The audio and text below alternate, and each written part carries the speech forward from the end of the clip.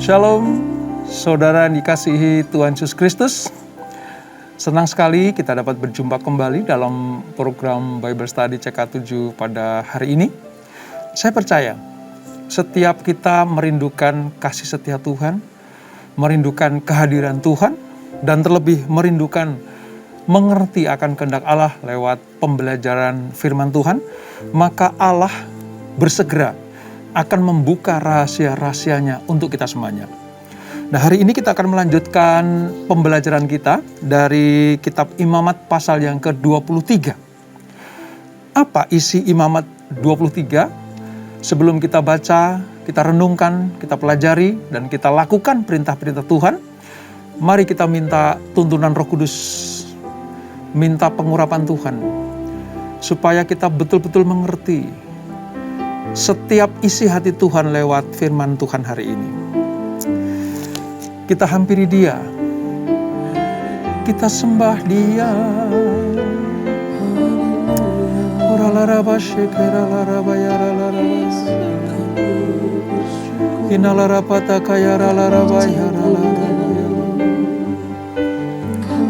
Sebab Kau Bapa yang baik,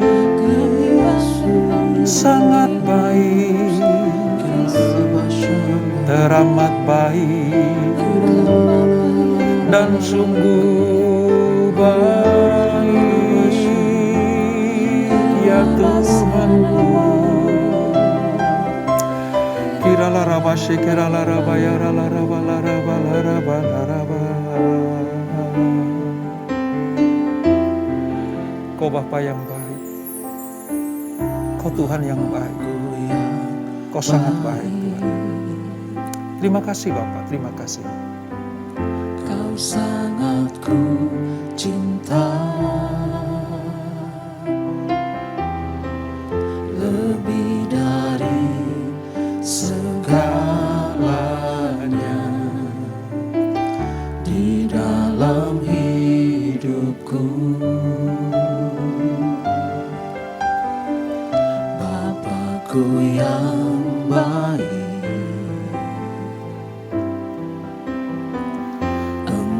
yang ku perlu,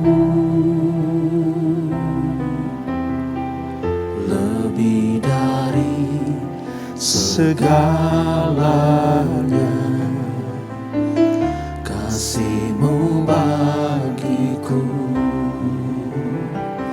tak pernah berakhir, kasih setia-Mu selalu nyata dalam hidupku, tak pernah berhenti berharap padamu, Yesusku, Kau segalanya.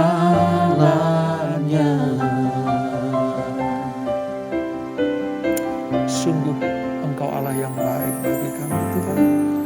Bapakku yang baik, Kau sangat ku cinta, lebih dari segalanya di dalam hidupku. Bapakku yang baik, Engkau yang ku perlu, lebih dari segalanya. Kasih-Mu bagiku tak pernah berakhir, kasih setia-Mu selalu nyata dalam hidupku, tak pernah berhenti berharap padamu, Yesusku, Kau segalanya. Tak pernah berakhir kasih setiamu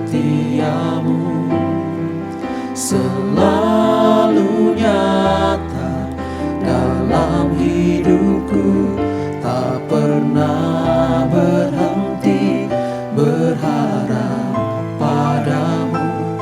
Yesusku, Kau segalanya, tak pernah berakhir kasih setiamu, selalu nyata dalam hidupku, tak pernah berhenti berharap padamu. Yesusku, Kau segalanya. Yesusku, Kau segalanya. Yesusku, Kau segalanya. Benar Tuhan, Kau segala-galanya dalam hidup kami. Ya Allah, Tuhan, Ya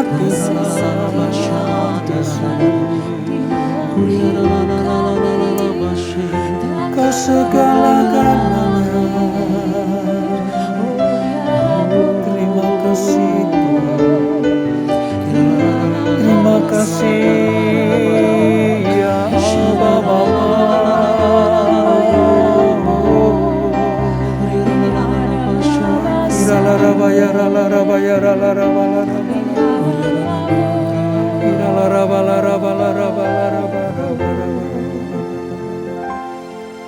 mulutku penuh dengan pujian kepadamu ya Yesus Tuhan. Sepanjang hari ku beri penghormatan kepadamu ya Allahku. Mulutku penuh dengan pujian kepadamu ya Yesus Tuhan. Sepanjang hari ku beri penghormatan kepadamu ya Allahku. Ini kami Tuhan, Mulutku penuh dengan pujian kepadamu ya Yesus Tuhan. Sepanjang hari ku beri penghormatan kepadamu ya Allahku. Mulutku penuh dengan pujian kepadamu ya Yesus Tuhan. Sepanjang hari ku beri penghormatan kepadamu ya Allahku. Mulutku penuh dengan pujian kepadamu ya Yesus Tuhan. Sepanjang hari ku beri penghormatan kepadamu ya Allahku. Sepanjang hari ku beri penghormatan kepadamu ya Allahku. Sepanjang hari ku beri penghormatan kepadamu ya Allahku. Haleluya. Haleluya. Haleluya. Tidak ada hari, waktu dan musim tanpa penghormatan kepadamu ya Tuhan. Dan inilah pujian, penyembahan, persembahan kami. Kami berikan hanya kepada satu-satunya pribadi dalam hidup kami yang berkuasa penuh, yaitu Bapa di dalam Yesus Kristus. Dan oleh karena tuntunan Roh Kudus, maka apapun yang kami lakukan, biarlah berkenan kepada Engkau. Sebentar kami akan melanjutkan pembelajaran kami. Bapa, urapi kami. Roh Kudus, berikan pengertian-pengertian surgawi, supaya apa yang kami baca, kami cerna, kami renungkan dan kami nikmati, itu dapat kami lakukan seperti yang Tuhan kehendaki. Urapi hamba-Mu Bapa, urapi kami semuanya. Di dalam nama Yesus, mari yang siap belajar firman Tuhan, sama-sama kita katakan, amin, amin, amin. Baik, mari kita langsung buka materi kita pada hari ini saudara, dari Imamat pasal 23. Imamat pasal 23, Perjanjian Lama halaman sekitar 134. Hari ini kita akan belajar tentang perayaan 6 hari raya yang ditetapkan Tuhan. Ditulis di dalam Imamat, di mana harus diperingati, diperhatikan, dan dilakukan turun-temurun kepada bangsa Israel, seluruh umat, imam, dan semua bangsa yang ada bersama dengan mereka harus melakukan perayaan 6 hari raya ini. Nah, 6 hari raya itu apa saja nanti akan kita pelajari. Satu hal yang ingin saya sampaikan buat kita semuanya saudara, bahwa di dalam tradisi kehidupan orang Israel atau orang Yahudi, ibadah itu tidak bisa dipisahkan dari seluruh aspek kehidupan mereka. Dalam artian bahwa semua kegiatan orang Israel itu merupakan ibadah kepada Tuhan. Ini yang dimaksud. Nah, oleh sebab itu, kalau kita pelajari kitab Imamat, sebenarnya banyak hal yang kita temukan. Ya, Allah memilih bangsa Israel. Orangnya harus kudus. Allah ingin bertemu dengan umatnya di kemah suci. Barang-barangnya harus kudus. Tempat kemah suci harus dilakukan atau dibuat sesuai dengan perintah Allah. Tempatnya harus kudus. Dan hari-hari rayanya, artinya waktu-waktunya juga harus kudus. Jadi orangnya harus kudus, barang-barangnya harus kudus, tempatnya harus kudus, dan waktunya atau perayaannya juga harus kudus. Saudara bisa bayangkan itu. Pengertian-pengertian seperti ini hanya dapat kita temukan kalau kita belajar kitab Imamat. Nah, kemarin kita sudah belajar tentang umat dan imam yang kudus, itu orang-orangnya. Kita sudah belajar tentang kemah suci, itu tentang tempatnya. Kita sudah belajar tentang tabut, kandil, ya. Kita belajar tentang bejana pembasuhan. Kita belajar tentang baju efod para imam, itu barang-barangnya yang kudus. Dan hari ini kita belajar tentang perayaan-perayaannya atau waktu-waktunya yang kudus itu. Kita akan membaca dari ayat 1 sampai 3, saudara. Selebihnya nanti kita akan ambil yang penting. Demikian firman Tuhan, hari-hari raya, Imamat 23. Tuhan berfirman kepada Musa, berbicaralah kepada orang Israel dan katakan kepada mereka, hari-hari raya yang ditetapkan Tuhan yang harus kamu maklumkan sebagai waktu pertemuan kudus. Coba perhatikan ya, waktu pertemuan kudus. Waktu perayaan yang kutetapkan adalah yang berikut. 6 hari lamanya boleh dilakukan pekerjaan. Tapi pada hari yang ke-7 haruslah ada sabat. Nah, keluar kata sabat, saudara. Hari perhentian penuh, yakni hari pertemuan kudus. Janganlah kamu melakukan sesuatu pekerjaan, itulah sabat bagi Tuhan di segala tempat kediamanmu. Nah, dari ayat 1 sampai 3 ini saudara, kita sudah menemukan satu hari raya yang sangat penting, yang harus dilakukan, diperingati, ya, dirayakan oleh bangsa Israel. Dan itu adalah ketetapan Tuhan.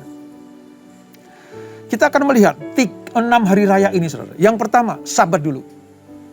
Hari Sabat itu hari pertama yang diperhatikan umat Tuhan sebagai hari perhentian. Ingat, waktu kita belajar kitab Kejadian, Allah menciptakan segala sesuatu 6 hari lamanya. Dan hari yang ke-7, Allah beristirahat. Kita sudah pelajari itu. Sekarang ditandaskan kembali oleh Musa kepada bangsa Israel, supaya mereka mengingat tentang hari perhentian itu. Hari Sabat ini mengingatkan kita akan keberadaan kita sebagai makhluk ciptaan Allah. Pada hari itu kita berhenti bekerja. Dan harus berbagi serta menempatkan seluruh hidup kita selaras dengan Sang Pencipta. Ini makna Sabat. Berhenti dari kegiatan, berhenti dari aktivitas, berhenti dari pekerjaan, melulu hanya untuk dipergunakan bagi Allah. Sebab kita sadar kita ini makhluk ciptaan Allah. Ini pentingnya kita memperingati hari Sabat. Dan itu saudara, harus diperingati dengan sungguh-sungguh.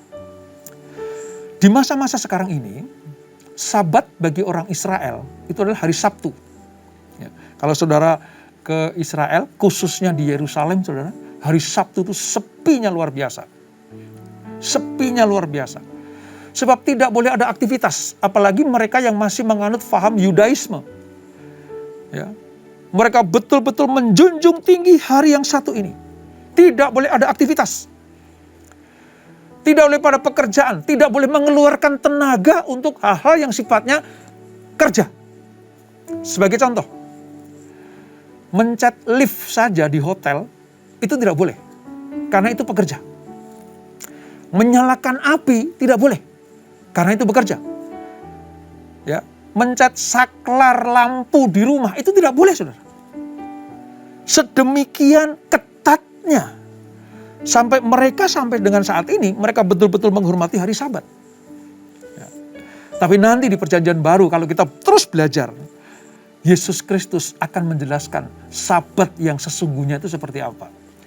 Tapi pada pertemuan kali ini, kita belajar sampai kepada Tuhan memerintahkan bangsa Israel untuk memperingati hari perhentian itu, yaitu hari Sabat. Berhenti total. Ya, ini Sabat. Hari yang kedua, ayat 4-8. Ya. Kalau kita baca seterusnya, saudara, itu ada kata-kata Hari Raya Paskah. Ya, Hari Raya Paskah itu ayat 4-8. Ya.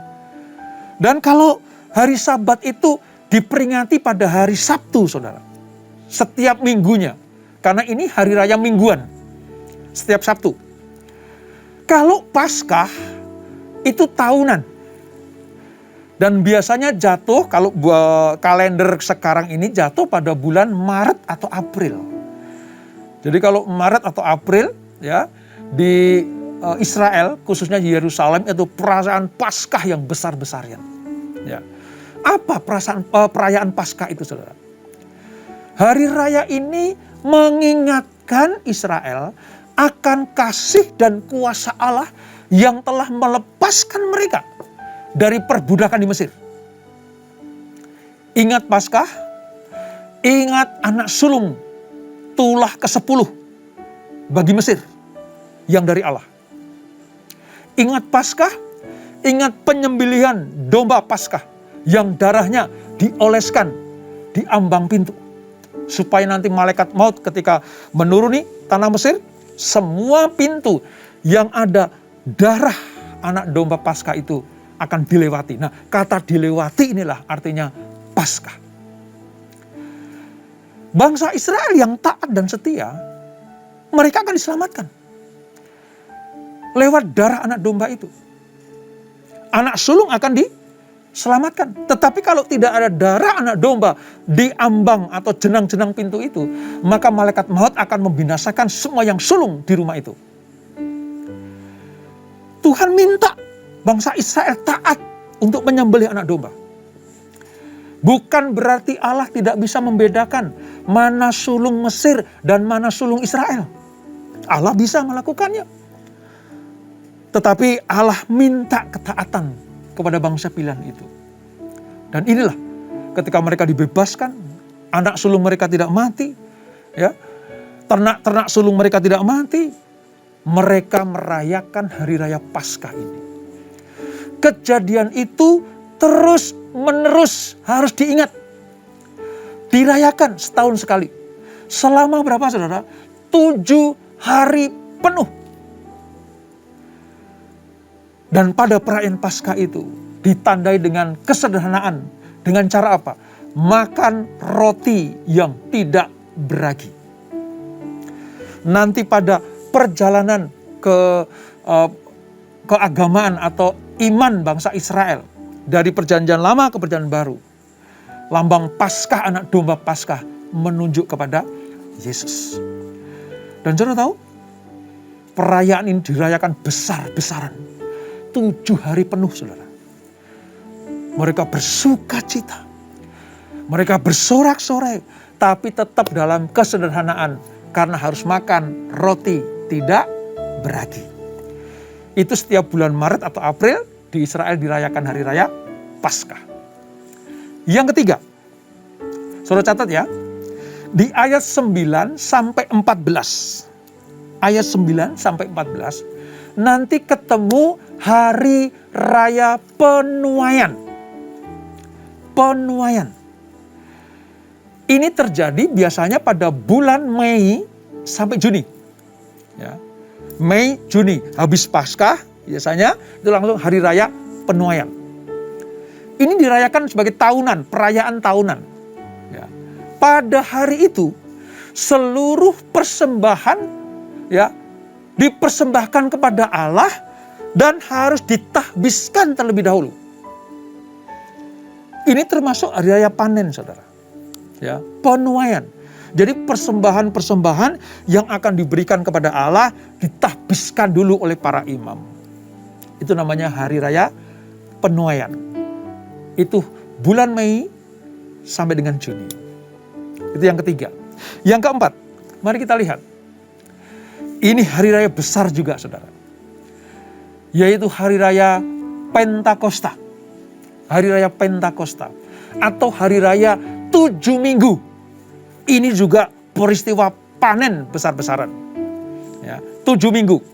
Nah, sebenarnya arti kata Pentakosta itu ke-50. Ya, 50. Jadi 7 minggu itu kan 49 hari. Nah, setelah selesai hari ke-50 mereka merayakan hari yang besar sekali, yaitu Pentakosta. Ini di ayat 15 sampai 21. Saudara akan temukan itu. Dirayakan pada bulan Mei dan Juni juga. Jadi kalender Yahudi kalau pada bulan Mei dan Juni, ya, Maret, April, Mei, Juni itu full, saudara. Karena perayaannya terus menerus. Dan itu dilakukan apa? Setahun sekali. Hari ini dilaksanakan sebagai peringatan apa? Penyerahan hukum Taurat di Gunung Sinai. Ini aslinya tuh. Hari Pentakosta itu. Penyerahan hukum-hukum Allah disebut hukum Taurat waktu di Gunung Sinai yang diterima oleh Musa dan diberikan kepada bangsa Israel. Dengan cara apa dirayakan? Mempersembahkan korban yang diwajibkan dan korban yang sukarela, termasuk buah sulung panen gandum. Saudara baca itu ya, dari ayat 15 sampai 21. Ya, ini Pentakosta, panen raya. Nah nanti saudara, pada perjalanannya, Pentakosta di perjanjian baru itu adalah hari turunnya Roh Kudus. Hari turunnya Roh Kudus. Sejak Yesus bangkit dari kematian, 40 hari lamanya Yesus menampakkan diri kepada para murid-muridnya. Ya, menyatakan bahwa Allah ini Allah yang hidup. Allah yang berkuasa.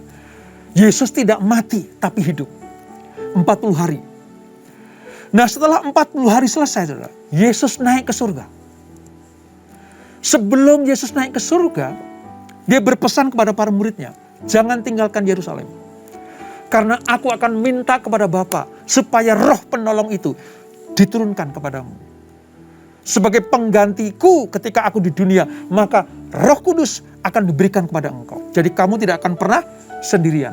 Sebab roh Allah ada dan tinggal di dalam engkau. Nah betul, setelah Yesus naik ke surga, 10 hari setelah itu, Roh Kudus dicurahkan. Jadi dari 40 hari setelah dia bangkit, ditambah 10 hari setelah dia naik ke surga, hari ke-50 turunnya Roh Kudus bertepatan dengan hari raya Pentakosta. Terjadi panen raya. Kalau pada perjanjian lama di kitab Imamat dituliskan itu panen gandum, ya, panen hasil bumi. Tetapi di perjanjian baru hari raya Pentakosta itu adalah panen jiwa-jiwa. Karena setelah para murid dipenuhi dengan Roh Kudus di loteng Yerusalem itu, mereka langsung tersebar diaspora. Untuk apa? Menjangkau jiwa-jiwa. Itu pentingnya, saudara. Jadi tahu sekarang bagaimana kita pelajari kitab Imamat.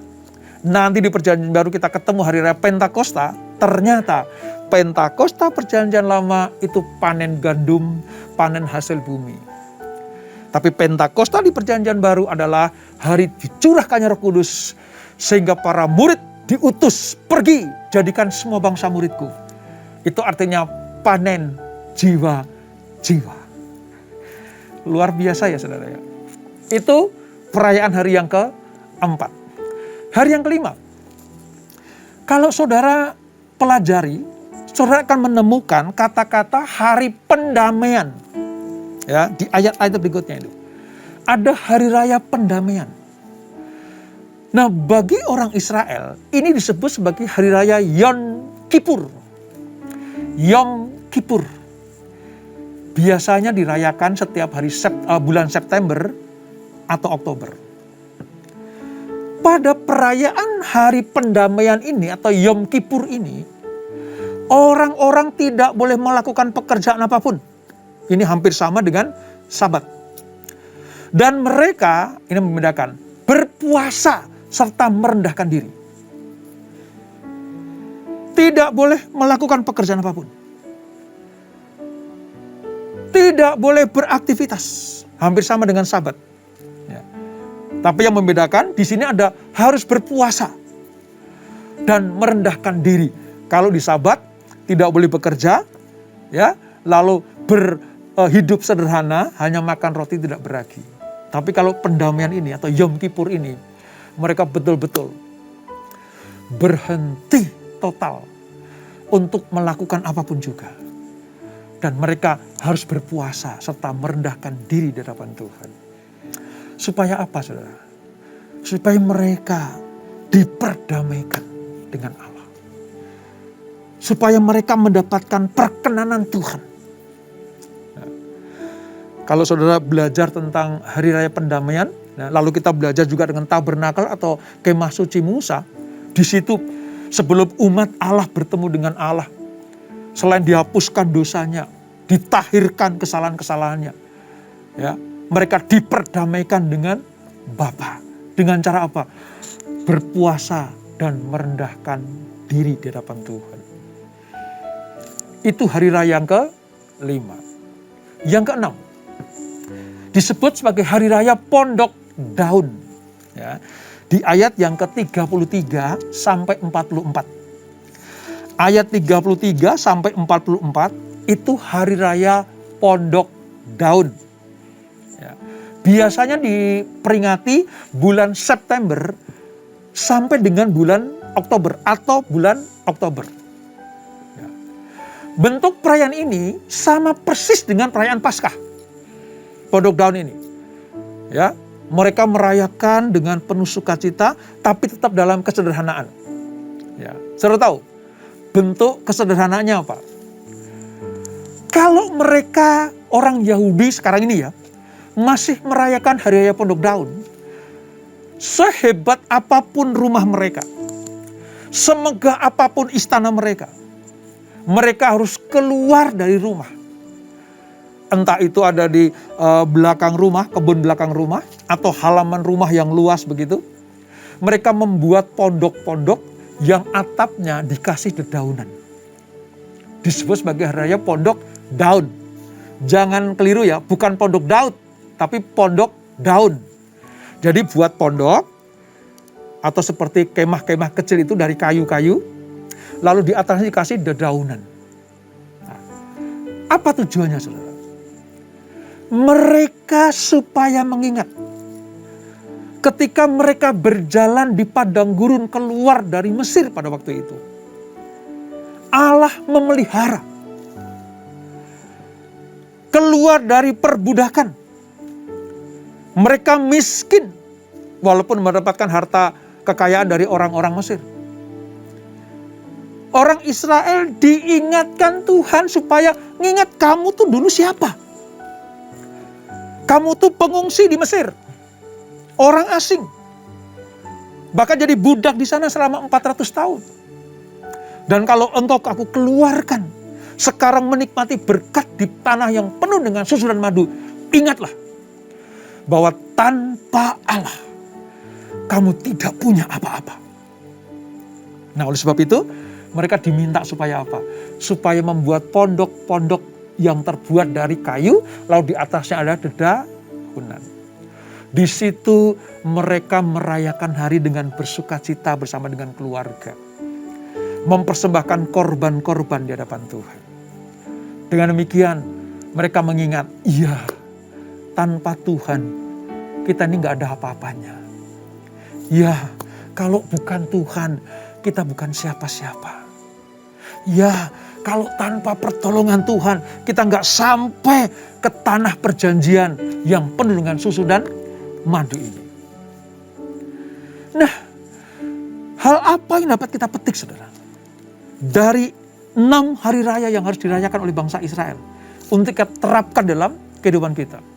Nomor 1, semua keagungan Allah, semua peristiwa-peristiwa yang pernah terjadi dalam hidup kita harus kita syukuri dan kita ingat bahwa Tuhan yang menolong dan membawa kita kepada masa-masa penuh berkat yang melimpah. Seperti hari raya Sabat, hari raya Paskah, hari raya pendamaian, hari raya yang terakhir kita pelajari Pentakosta. Semuanya mengingatkan kita bahwa Allah lah yang mengatur hidup kita. Tuhanlah yang menolong kita. Allah lah yang membawa kita kepada kemuliaan demi kemuliaan. Oleh sebab itu, seperti Allah memperingatkan bangsa Israel untuk selalu merayakan hari raya itu, demikianlah Tuhan sekarang ini minta kepada kita semuanya untuk mengingat kebaikan Tuhan. Mengingat kebaikan Tuhan. Dengan demikian, kita akan disebut sebagai orang-orang yang tahu mengucap syukur kepada Allah. Yang ngerti berbakti kepada Tuhan. Yang selalu ingat akan kasih setia Tuhan. Jadi kalau sudah merayakan hari raya Paskah, Pentakosta, atau Pondok Daun, hari raya panen raya, atau bahkan mungkin merayakan Natal, kelahiran Yesus, jangan lupa, semuanya itu demi keselamatan saudara dan saya. Mari, jangan lupakan Tuhan dalam seluruh aspek hidup kita, supaya semakin kita berkenan kepada Dia. Kita tundukkan kepala. Bapak, terima kasih. Dari Imamat pasal 23 ini kami mengerti bahwa Tuhan menetapkan suatu hari untuk diingat, dirayakan dengan ucapan syukur, dengan sukacita, atau bahkan dengan berpuasa dan merendahkan diri. Seperti Tuhan menyuruh Musa untuk mengingatkan bangsa Israel. Demikianlah Tuhan lewat firman-Mu hari ini mengingatkan kami harus merayakan hari-hari yang Tuhan tetapkan sebagai hari kemuliaan yang Tuhan sediakan buat kami semuanya. Entah itu hari raya Paskah, atau Pentakosta, atau bahkan hari raya Natal sekalipun, Jumat Agung. Kami diingatkan supaya kami mengingat akan kasih Tuhan, mengingat akan kebaikan Tuhan. Dengan demikian, kami disebut sebagai bangsa atau orang-orang yang tahu berterima kasih kepada Tuhan. Ampuni kami kalau kami tidak mengerti akan esensi perayaan hari-hari raya ini. Kami memandang rendah, menganggap enteng itu. Hari ini kami sadar sekarang, kalau kami merayakannya harus dengan sungguh-sungguh, hikmat, dan penuh hormat kepada Tuhan. Terima kasih Bapak. Berkati anak-anak-Mu. Berkati keluarga demi keluarga. Berkati para suami istri, anak-anak, generasi Yeremia. Kami semua yang bekerja, beraktivitas, yang masih studi, semuanya diberkati Tuhan. Dan setiap kali kami setia kepada Tuhan, maka berkat-Nya akan dilimpahkan buat kami semuanya. Terima kasih Bapak. Sebelum kami akhiri Bible Study pada malam hari ini, kami siapkan hati kami untuk terima berkat yang daripada-Mu. Kekasih-kekasih Kristus, arahkan hatimu kepada Tuhan. Dan terimalah berkat kasih anugerah dari Allah Bapa yang berlimpah-limpah. Di dalam anaknya yang tunggal Tuhan Yesus Kristus. Dan persekutuan yang manis dalam Roh Kudus menyertai kita semuanya. Mulai saat ini sampai Maranatha. Tuhan Yesus datang untuk yang kedua kali. Menjemput kita semuanya. Dibawa masuk dalam perjamuan kawin anak domba. Menikmati kemuliaan kekal sampai selama-lamanya. Yang diberkati, sama-sama kita katakan amin. Tuhan Yesus memberkati.